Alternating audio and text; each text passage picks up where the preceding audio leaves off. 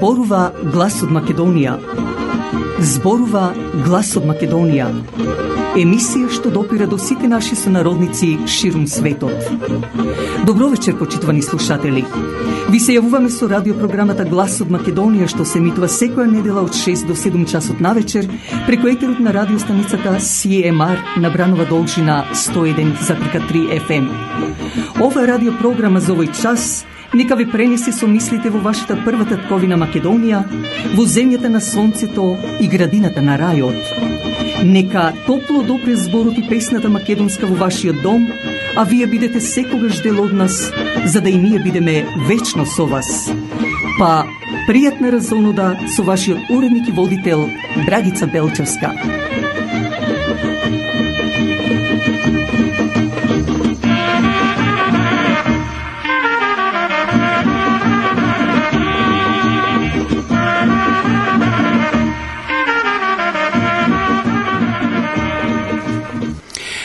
Денес, почитувани слушатели, е празникот Прочка, нека е честит, а во вечерашна наша емисија ќе дадеме и прилог околу празникот Прочка.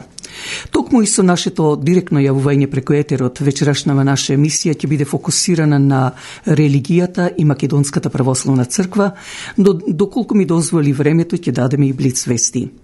Најпрво да ги поздравам сите оние кои го носат името на Свети Теодор, кој празник е в сабота, или оние кои го слават, па нека биде честито и среќно.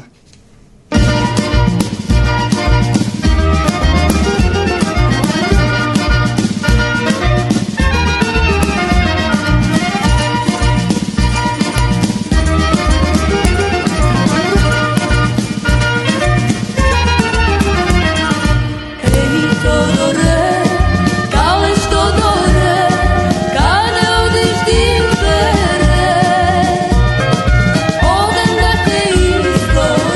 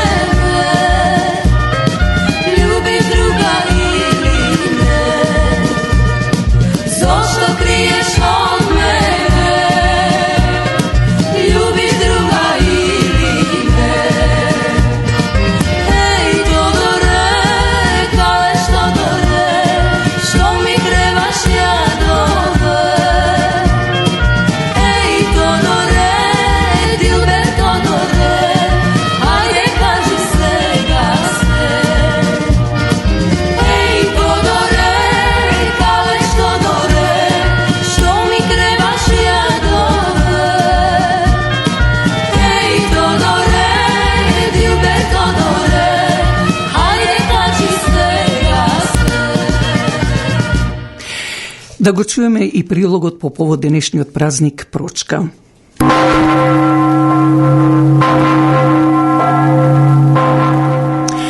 Прочка или велики поклади, ден во православното христијанство на меѓусебно простување помеѓу верниците пред почетокот на Великденскиот пост. Прочка е подвижен празник, датата му се менува во зависност од датата на Великден и секогаш е точно на 7 недели пред Великден. Од верски аспект, Прочка е една од манифестациите на искрената и пожртвувана љубов кон ближните, кој треба да го следи примерот на Исус Христос за безусловно и безгранично проштевање меѓу луѓето.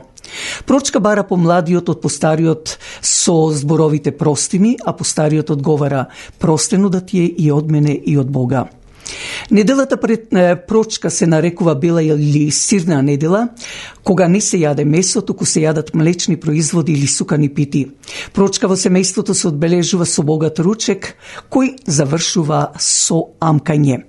Инаку најпознат настан за велики поклади во Македонија е Струмичкиот карневал или Тримери, кој е влезен во светскиот календар на карневалите и во последните години стана голема туристичка атракција. Еве како се прави за амкањето. Амкањето бил обичај кој се одржувал вечерта на поклади, кога потесното семејство се собирало дома. Обичајот се спроведувал така што вареното нелюпено јајце се врзувало на конопен конец и се обесувало на стапче или на сукало. Потоа децата седнувале крај трпезата или клечеле на колена, а некој од возрастните го нишал јајцето, доближувајќи го кон устата на секое дете, кое викало ам, и се обидувало со устата да го фати јајцето. Потоа јајцето се кршело и највозрастниот член на семејството ја вадел варената жолчка и во половината од белката турал малку вода, од која сите учесници во амкањето пиеле по некоја капка. Потоа конецот го палеле за да видат каква ќе биде иднината на семејството, а ако конецот горел силно, тоа значело дека годината ќе биде здрава и среќна. На крајот сите деца меѓусебно се проштевале, а потоа барале прошка од родителите, а тој што ќе го фател јајцето, тогаш за таа година бил најсреќен. Па уште еднаш честито.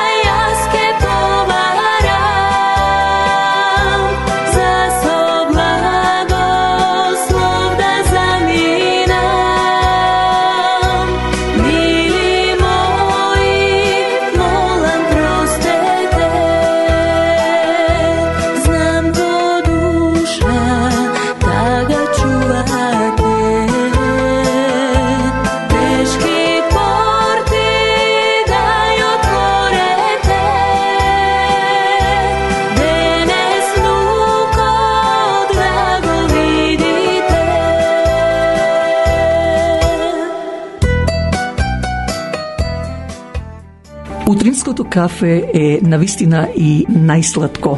Меѓутоа, тоа е и за ваша душа. Но тоа може само Тим Хортонс посебно во Скарборо и Истјорк, чии собственици се Стив и Дени Браун, со нивниот татко Џорџ Браун од село Буф. Но не е само тоа. Во Тим Хортон можете да си земете утрински појадок, исто така донаци или крофни, како и други сладки јадења, но и да си ордирате јадење, сендвичи, доколку одржувате некои митинзи. Повелете, Тим Хортон секогаш е до вас, покрај вас.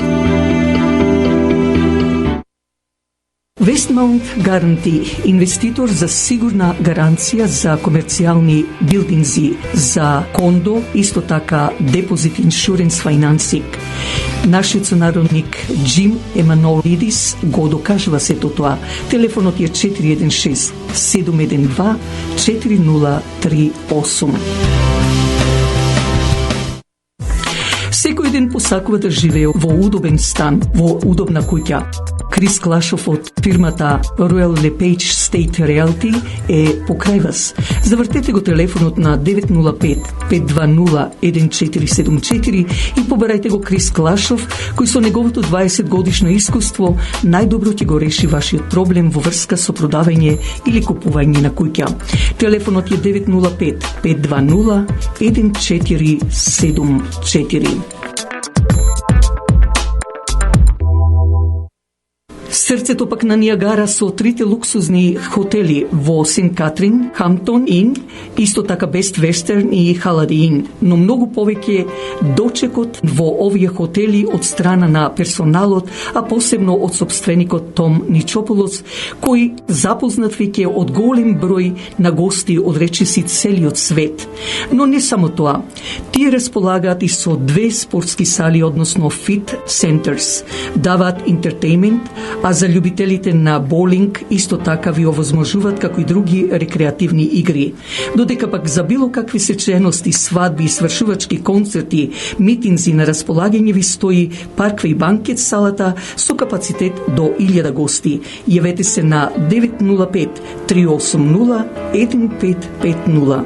Да повторам, 905-380-1550. Партнер Гоулинг LLP, тоа е адвокатската фирма на сите врсти на лоери. Еден од нив е и Питер Симеон, позната адвокатска фирма низ цела Канада и Америка. Доколку имате потреба од лоер адвокат, побарајте го Питер Симеон на 416-898-4506. Повторувам, 416-898-4506.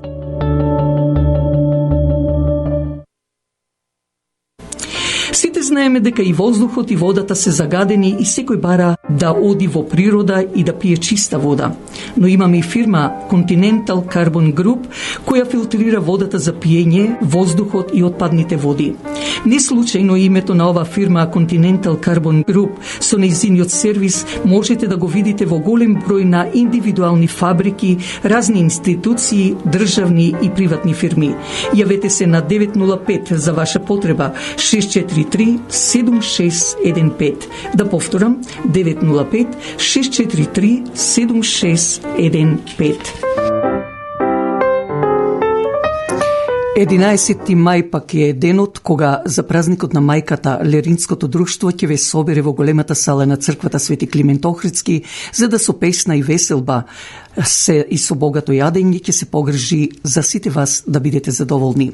Председателот на друштвото Леринско Грек Цанев со својата управа ќе ве дочека токму на тој ден, а денес сака на сите, на целиот македонски народ да го честита празникот Прочка.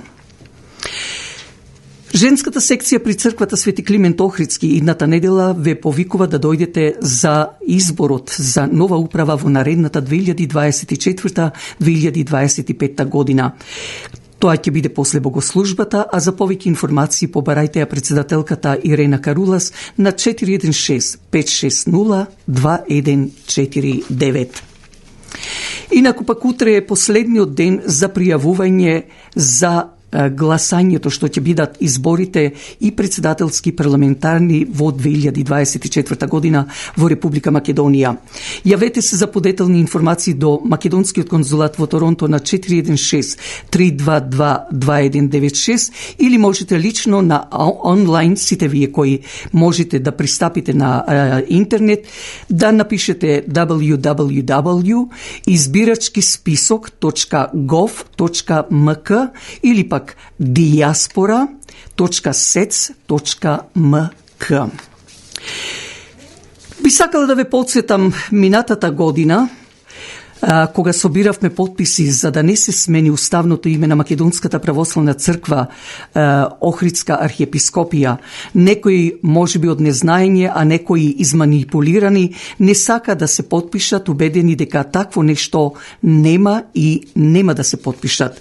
Меѓутоа, Љупчо Палевски Палчо, што министерот за внатрешни работи што беше досега Оливер Спасовски и јавниот обвинител Бубевски го направија убиец на 14 годишната Вања од Скопје и Панче од Велес, иако недокажано, а тој исти Палчо собра 150.000 подписи. Тогаш и грците и Цариградскиот Вартоломеј би рекла папсаа.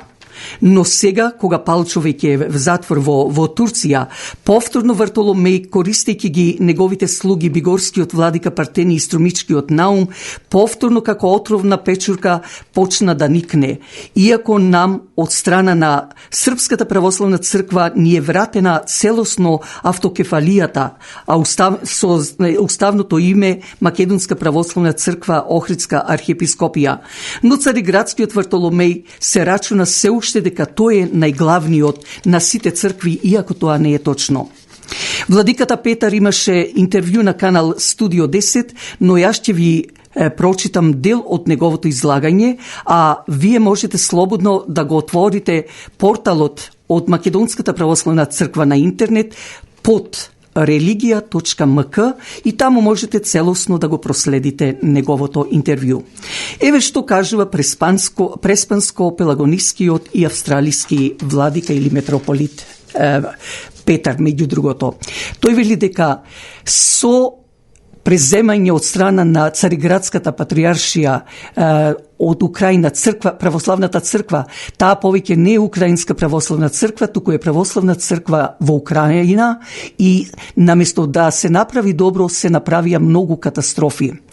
Исто така митрополитот нагласи дека треба да се заврши со ноторните лаги кои се промовираат во македонската јавност, дека добивањето на томос или да речам документ од страна на Цариградската патриаршија треба да бидат без услов, но затоа пак постои официјален документ во кој се напишани условите од страна на Вартоломеј и Цариградската патриаршија, а кои се три всушност услови.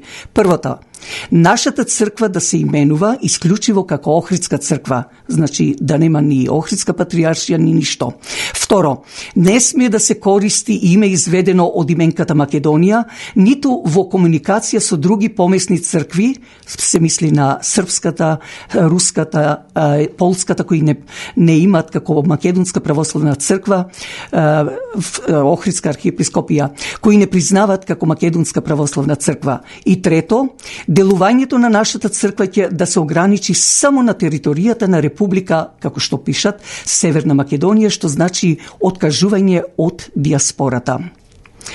Меѓутоа, доколку сака Цариградската патриаршија да ни даде томос, тоа може да го направи само без да ни поставува услов, инаку е неприфатлив.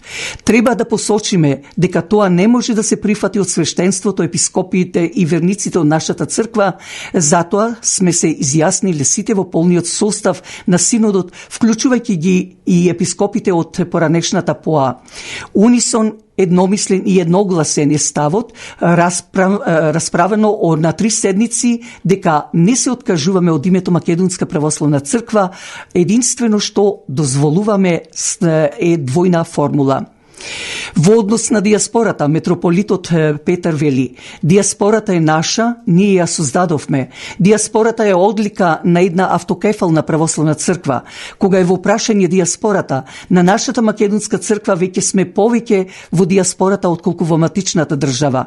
Од тие причини не смееме да се откажеме од диаспората, затоа што, како што одат работите, 1/4 ќе бидеме во матичната земја, поточно Република Македонија, а 3/4 во диаспората или во иселеништвото. Но јас пред да одам со специјална честитка, би сакала да ве запознам што кажува пак повардарскиот агатангел, но предходно исто сакам сите вие, значи, кои сакате да ја дознаете вистината, да побарате од поглаварот Стефан, да ви напише писмено дали е сето ова точно, а јас пак ќе речам, отворете на порталот religija.mk, а самиот Стефан треба да ви пушти писмено дали е вистина овој документ, односно дали вистински е испратен од самиот Вартоломеј. А сега пак да прочитам излагање на повардарскиот митрополит или владика Агатангел, односно тој потврдува дека грците конечно сакат да избришат се што е македонско, иако веќе и македонската православна црква е иста како и српската, руската, бугарската, грчката, романската и така натаму, со исклучок само на ново формираната црква што ја нарекоја Православна црква на Украина. Еве што пишува самиот митрополит Агатангел.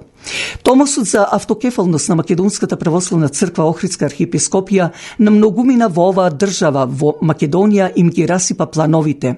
Разумната братска постапка на архиереите од Српската православна црква и неговата светост, патриархот господин Порфири, им дојде некако неочекувано и ненадејно на овдешните наши, како гром од ведро небо. Невообичаено им беше два балкански православни народа да ги напуштат конфронтацијата и политичките притисоци и да се согласат да живеат во мир и со почит едни покрај други и како браќа и добронамерни соседи. Тоа како да не им беше предвидено во нивните, во наводници, длабоки анализи и непогрешливи планови и пресметки. Наеднаш, без никаква предходна најава, им пропадна целиот долгогодишен труд и напор, се мисли на нашите во Македонија. Некои. Откако исчезна сите пизма и конфронтација, која честопати е вообичаена за нашето поднебје, им се срушија основите на нивните пеколни лицемерни намери во однос на конечното решавање на македонското национално и црквено прашање, кое за нас македонците според нив треба и мора да биде губитничко. Ете, Македонската православна црква Охридска архиепископија доби целосна автокефалност, без никакви услови и пазарења, без никакви притисоци, отстапки и скриени затезни камати кои треба да дојдат на надплата во поблиска или подалечна иднина. Македонскиот народ по долги години на негирање и понижувања најпосле оствари една важна победа во борбата за зачувување на својот идентитет и на својата славна духовна историја. Сето тоа го остваривме со сопствени сили, со долгогодишна самопрегорна работа на нивата Господова, со цврста волја и огромно молитвено трпение на македонскиот народ и свештенството.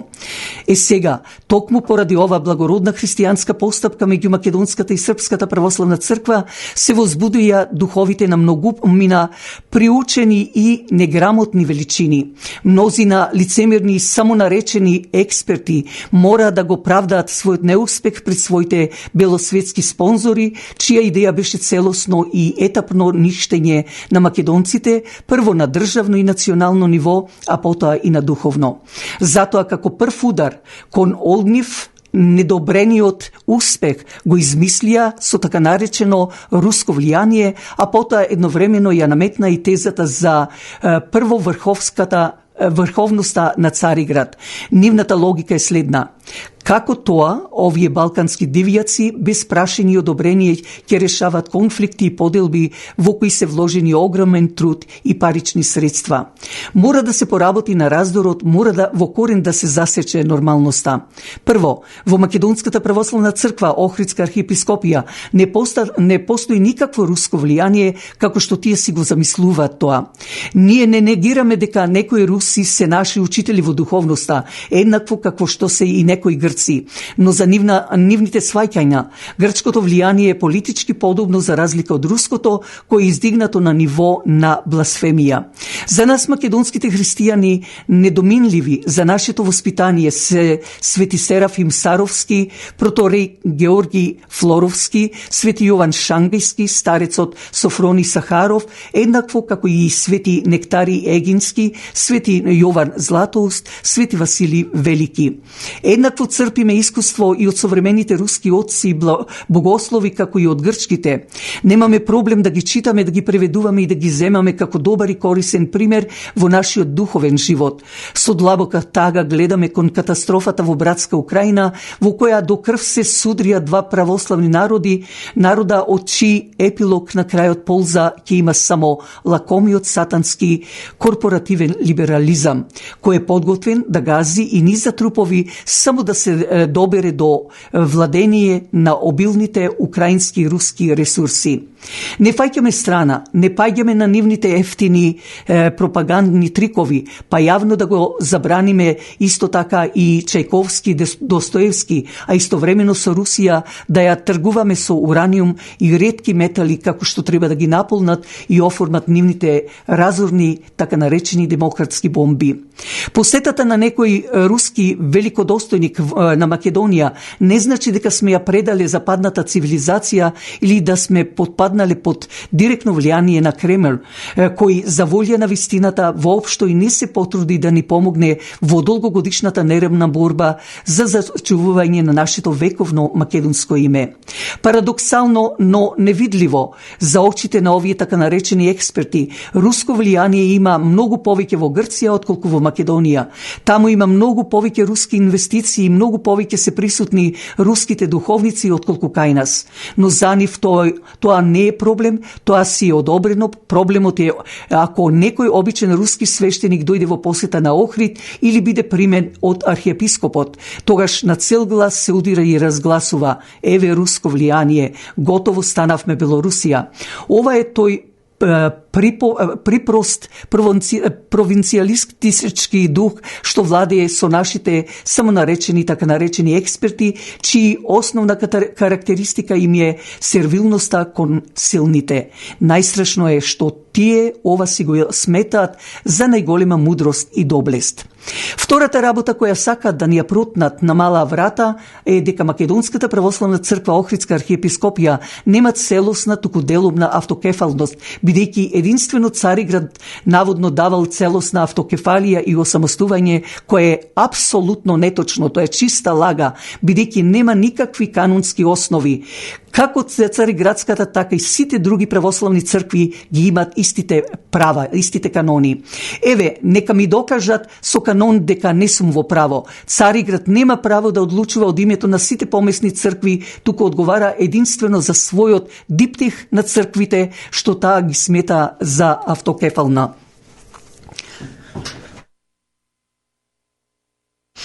Но во нивниот диптих, како што стоја работите, единствено можеме да бидеме впишани, обезличени како црквата од Охрид, или како што велат Охридска црква, или во најдобар случај Охридска архиепископија.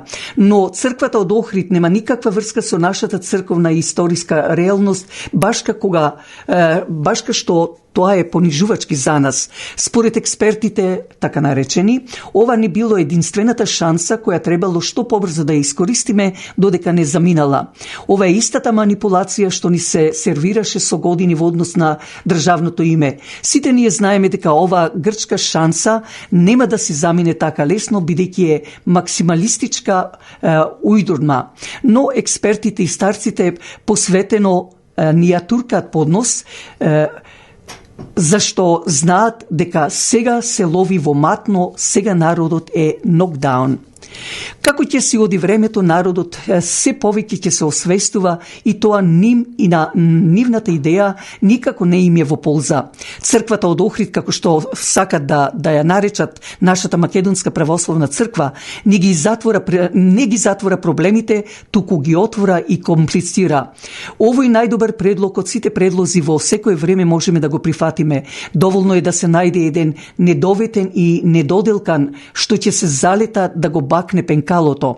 За ова не ни треба многу знаење и политичка умешност. Доволно е само длабока заблуденост и нереална амбиција и етет и неволја и ѓубре кое не може да биде сметено од наредните 3 генерации. Не знам како се уште не ни доаѓа паметот. Видовме што ни донесе промената на името. Видовме како исчезнаа сите ветувања, каде е сега Македонија поминатите 6 години од насилното и недемократски спроведеното менување на името. Ете, си остана сите уцени и блокади и се зголемија апетитите на Бугарија, која свати и си пресмета со какви слабаци си има работа. На крајот на краиштата видовме колку се соблазни народот, каква колективна депресија предизвика сето тоа, во каков хаос, криминал и безредие го втурнавме општеството. Едно нека ни биде јасно, Цариград не е на истокот она што папата го има на западот. Никаде во каноните не е категорично кажано и наведено дека тие се все и вся, дека тие имат ексклузивно право за давање автокефалност. Ова им е дамнешната желба и настројание. Ги имало неброено при борбата за превласт меѓу Цариград и Рим, ги имало и за време на Свети Кирил и Методи, но и во поново време кога ова идеја е воскресната од страна на цариградскиот патриарх Мелетий Метаксас, кој го искористил времето на советскиот прогон за да зададе силен удар на негрчките цркви. Тогаш источните цркви имале поголем проблем отколку да се занимаваат со папизмот на Цариград. Тие морали да преживеат, а Цариград ловел во матно, па си ги користел слабоста, ги искористил и непротивењето и си создал состојба што денес ја нарекува пракса и традиција. Во каноните на Светата православна црква на Цариград им се дава единствено предимство по чест, но никако по власт. И тука се завршува. Никој и никогаш не им дал право на конечно одлучување за автокефалноста на секоја црква во светот. Ваквата нивна пракса и традиција нема никаква врска со Христовото Евангелие, со праксата и традицијата на апостолите кои се воздржувале да градат врз туѓи темели. Ова добро го знаеле отците од минатото и затоа биле строго резервирани во дефинирањето на првенството на Цариград. Во светите канони на Цариград му е дадено предимство само поради една причина, а тоа е дека тие со новиот Рим, дека во него столува и престојува само благоверен цар и неговата влада. Но денес реалноста е поинаква. Денес во Цариград нема цар, нема ниту влада што го штити и православието, а од новиот Рим се останати само разурнати зидини околу Света Софија или како што ја викат Аја Софија и по некоја илузија. Ова канонска одредница денес се користи само по потреба, само за остварување некакви менливи овоземни материјални придобивки, а никако за никаква црковна или духовна цел. Кои се карактеристиките за една црква да биде сметана за автокефална? Тоа се разбира се правата вера и втемелноста врз светотечкото предание, можноста само да се возглавува и управува, самата да избира своји епископи и свој поглавар, самата да вари миро и да одлучува за своите внатрешни прашања, да ја шири мисијата, да формира нови црковни заедници. Се разбира, автокефалната црква сослужува и во добри односи со сите помесни православни цркви и врз себе нема никакви канонски забрани и ограничувања. Ние ги имаме сите овие карактеристики, но не сме запишани во диптихот на Цариград, кој тие помпезно, но неосновано го нарекуваат единствен валиден томос во православниот свет. А што ако томосот на Цариград не е во согласнот со диптихот на Москва или Ерусалим или Букурешт, како што сега го имаме примерот со новопризнаената црква во Украина?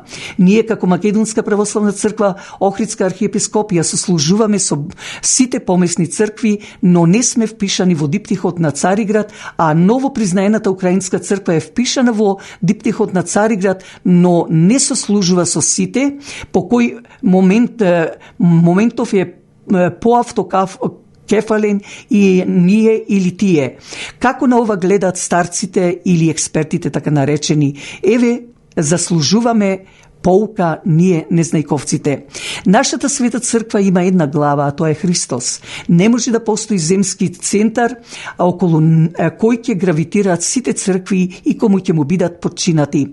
Таков западен дуализам не постои на истокот од проста причина што е ерес, односно накарадна духовност. Римокатоличкиот Рим насекаде се фали со гробот на свети апостол Петар, а Цариград пак со гробовите на нашите императори. И едните и другите го заборават Ерусалим, каде што Христос воскресна, каде што е одржан првиот апостолски собор. Ерусалим помалку ли е вселенски од нив? Свети апостол Јаков, како прв епископ на Ерусалимската црква, помалку ли е значаен од свети апостол Петар или од некој император? Кој апостол ја формираше црквата во Цариград? Ако на римокатолизмот му е својствено да владее од врвот на пирамидата и сосема му е туѓ поимот на автокефалноста, тогаш што да правиме со овие наши неранимајковци, би рекла јас, го додавам сега ова, како да им кажеме дека се во заблуда?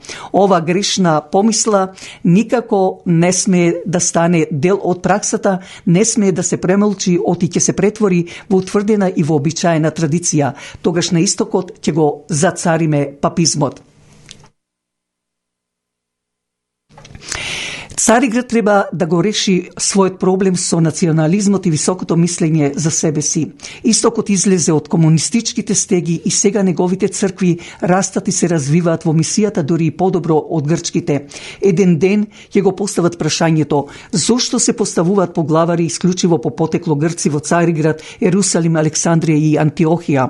Што помалку ли се вредни православните арапи кои повеќе од 2/3 ги чинат православните заедници во тамошните цркви.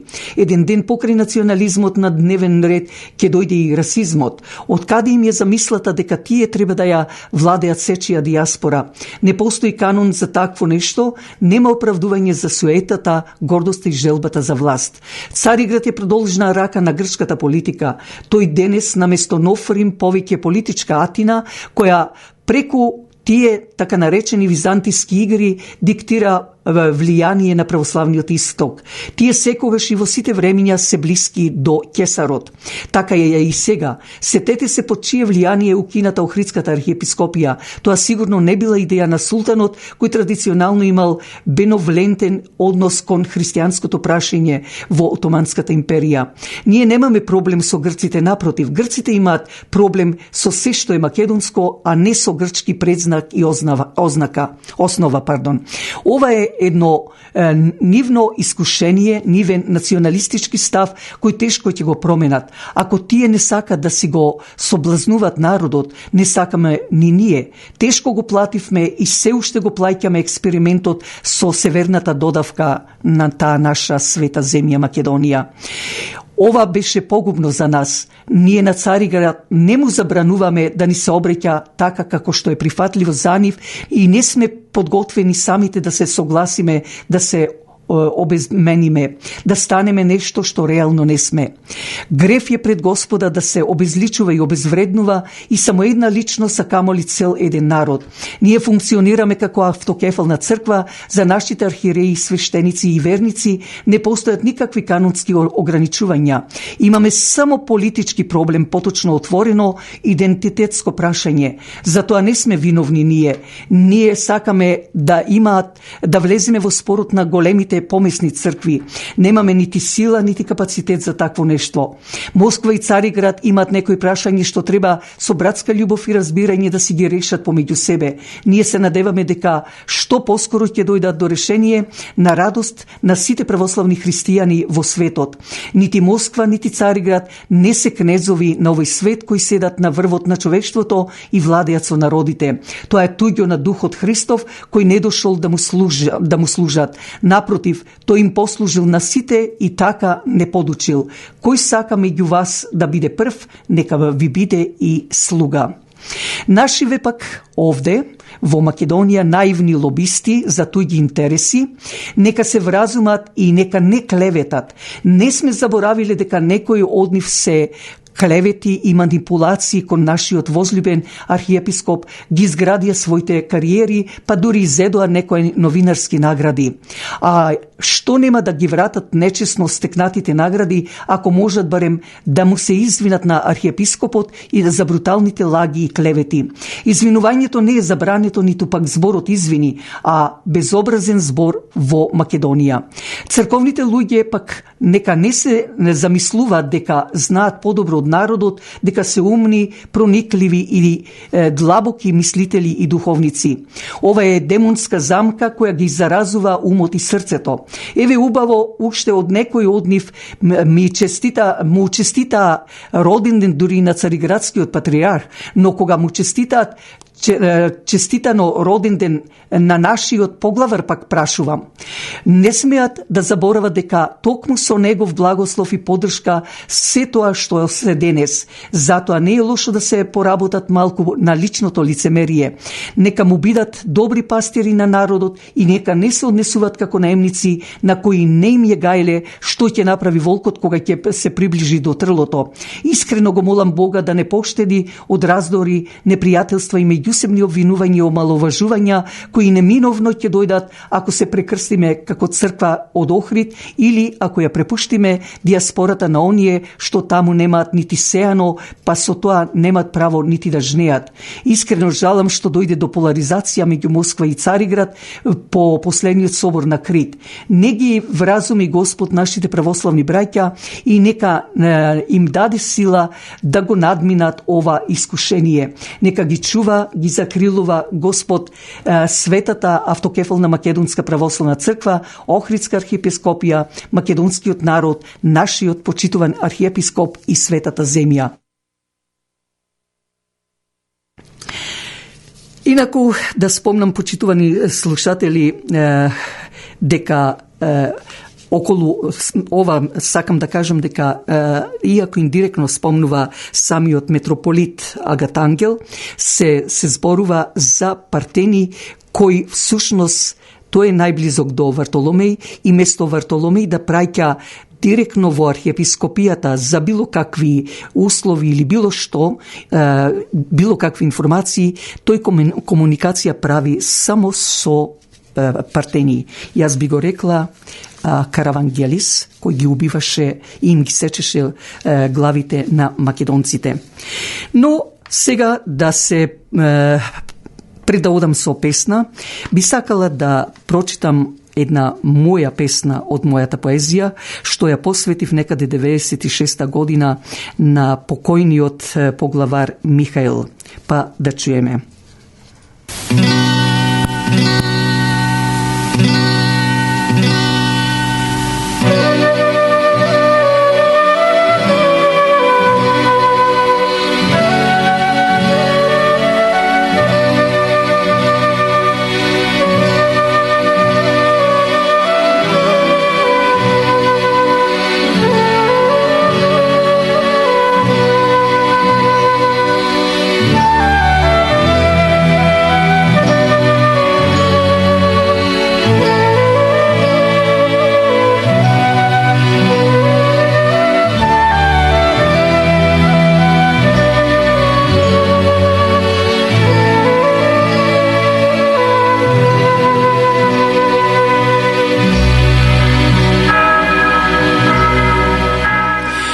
Владико, ти што уште во утробата на твојата мајка со Божјата премудрост денес разделуваш дарови според верата што ја проповедаш.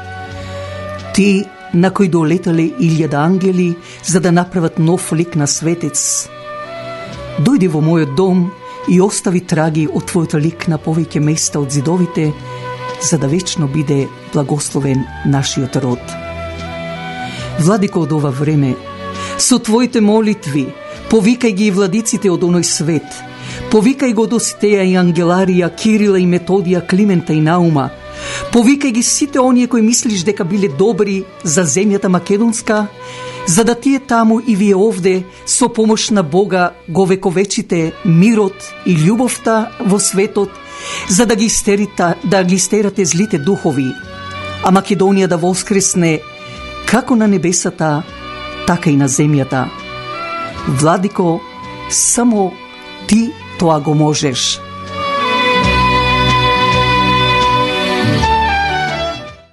Инаку, како што реков, денес е празникот Прочка, каде се бара простување, но и да си простиш. Јас пак денес, место да барам да ми простат оние кои ги критикував во изминатата година, не сакам. Зашто тоа што го кажувам, јас навистина го кажувам од длабините на моето срце, едноставно го мислам и го кажувам.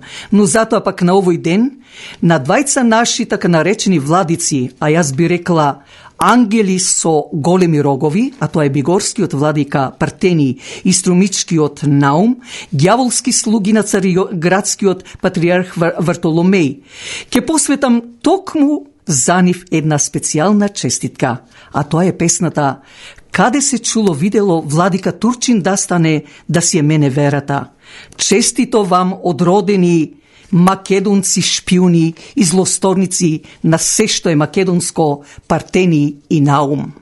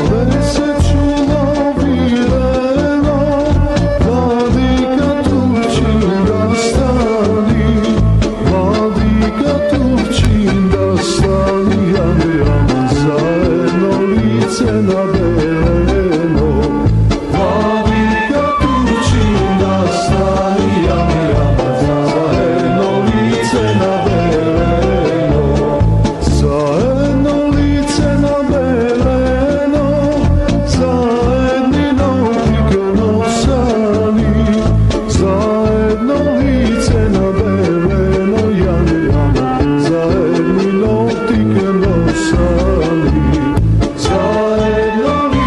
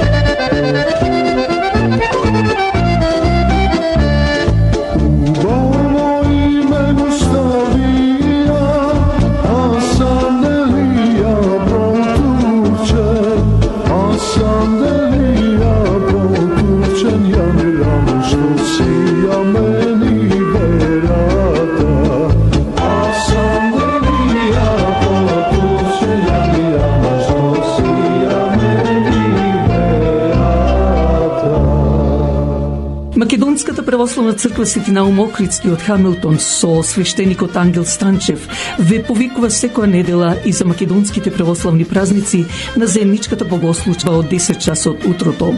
Но не е само тоа. Повелете за било какви свечености, свадби, крштевки слично.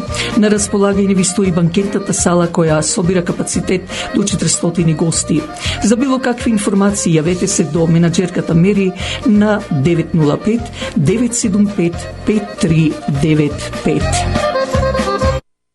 Апелирам и до сите вас да ја помогнете радиопрограмата Глас од Македонија. Вашата поддршка ќе овозможи било со донација, реклами, честитки да ја помогнете и да продолжи понатаму да се емитува ова радиопрограма.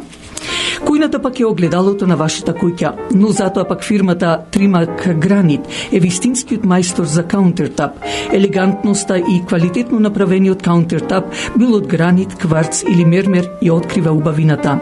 Не чекајте, јавете се и побарајте го Алек Кирков, мајсторот за каунтертап.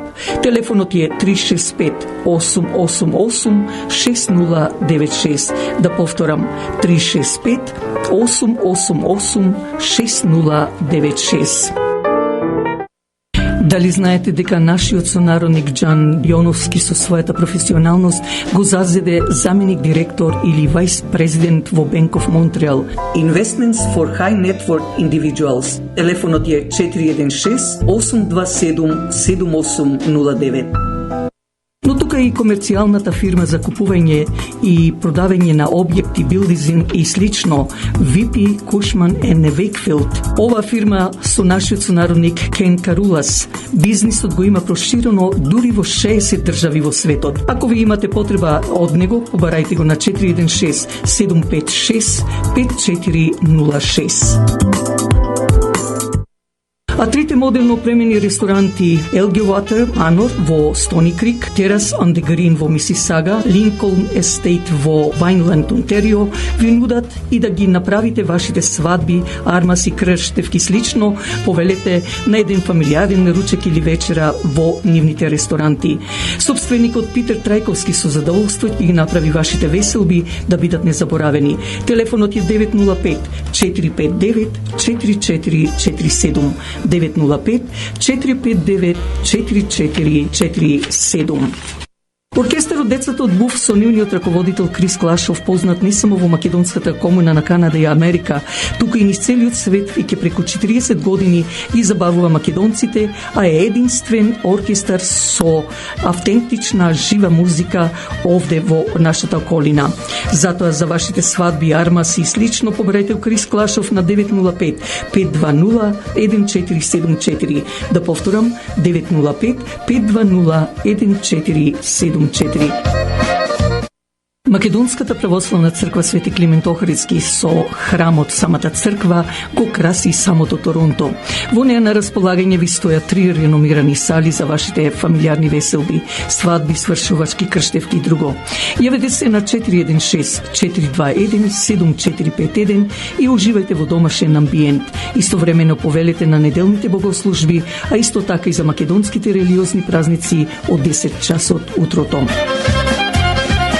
Инаку од утре веќе почнуваат великденските пости, а утре е чист понеделник, но исто така не заборавете сите вие кои имате валидни македонски пасоши, било со ова придавката или со Република Македонија, можете слободно да се пријавите, како што реков, или звонете на 416 322 2196. Истовремено да спомнам дека сабота е Свети Теодор или Тодоројца, повелете во сите православни македонски цркви на земничката богослужба од 10 часот утрото, а в недела пак женската секција има нови избори со нова управа во наредната година. А јас со името на радиоемисијата Глас од Македонија би сакала да ви се заблагодарам и ви посакам пријатна седмица. Како што реков вашиот уредник Драгица Белчевска, и истовремено ви посакува и добра ноќ. Со вестите од Македонија. Изборно позиционирање на Дуин, но и како пиар чекор. Дел од аналитичарите го толкуваат вчерашниот повик на Крешник Бектеши, тие што ќе ги загубат изборите да се повлечат од политиката. Колку пак е загризувачки извештајот на ОПСЕ за можна дестабилизација поврзана со изборите. Михела Димовска со деталите. PR тактика пред изборите или повик за политичка одговорност? Што стои за тврлената ракавица на министерот Крешник Бектеши до политичките партии, тој што ќе изгуби на изборите да се повлече од политиката? Според политичкиот аналитичар Петар Арсовски, предизвикот на Бектеши е дел од предизборниот фолклор со цел кампањата да се направи поинтересна и не треба да се сваќа пресериозно. За Сафет Бишевац пак изјавата е повеќе слојна и може да се гледа и од аспект на обид на ДУИ да го хомогенизира нивното гласачко тело предизборно, но и обид за превласт во партијата доколку ги загубат изборите. Прашање на висперноста на партиите како на кој начин ќе одговорат, дали некоја со подобра реторика или некоја со контрапотек, но не треба да ги гледаме како стожерен елемент на кампањата или на политичките наративи на партиите. Сепак, намената на таа изјава е да направат PR покривање, да ја направат кампањата поинтересна и не верувам дека било кој од оние, ниту што понудиле, ниту што прифатиле, навистина би се откажале од политиката ако ги изгубат изборите. Тоа навистина може да биде свилен гајтан и за Социјалдемократскиот сојуз како практично сигурен губитник на овие избори, судејќи според анкетите, но ја отвара дилемата дали сите исто така ја отвора дилемата дали сите во ДУИ практично го сметаат лидерството на Али Ахмети за неприкосновено. Веројатно, како што покажува и делењето на ДУИ првин со огнената група, така се чини дека и во ова што остана во ДУИ постојат луѓе, јуноши, политички, кои сметаат дека кај Али Ахмети веќе се чувствува замор на материјал. Во однос на извештајот на ОПСЕ и ОДХР за изразената загриженост за предизборниот амбиент во Македонија, поради значително зголемување на националистичката реторика и опасноста таа да резултира со тензии, Арсовски и Бишевац очекуваат, како се наближуваат изборите, да се заострува реториката. Етноцентрична реторика може да гледаме и мислам дека ќе гледаме повеќе на изборите, но дали таа ќе прерасне во националистичка или ксенофобична, тоа допрва треба да го видиме во текот на кампањата и имајте предвид дека секогаш пред кампањите ние сме имале засилени национални пораки кои потоа стивнувале кога ќе завршат. Може само да се заотрува од ова што сме сведоци денови, но за мене тоа е и нормално, бидејќи ние и сме навикнати на таква реторика, особено во предизборни периоди.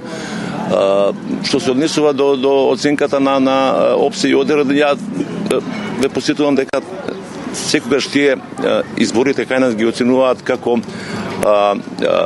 добро спроведени, добро организирани, но никогаш целосната оценка не била фер и демократски. Тоа кажува доста. Инаку ОПСЕ и ОДХР ќе започнат со работа на 21 март, каде на пресконференција ќе ги најават сите активности поврзани со изборниот процес. Во земјава тие доаѓаат со 24 долгорочни и 300 краткорочни наблюдувачи. Можна ли е сепак политичка криза и зошто ОПСЕ Македонија ја оцени како кревка демократија? Од коалицијата Вреди бараат одговори од Бујар Османи. Бујар Османи е должен да објасни зошто е ваквата оценка на ОПСЕ и второ, исто така многу важно, врз основа на какви анализи и аргументи Бујар Османи во 2023 година оценил дека изборите во Северна Македонија може да предизвикат дестабилизација. Кој му ги дал овие информации и зошто тој не ги споделил на транспарентен начин со јавноста досега? Ова е неминовно го наметнува прашањето дали ДУИ спрема терен за да предизвика постизборна политичка криза, за да може техничката влада на Талат Џафери да си продолжи својот технички живот.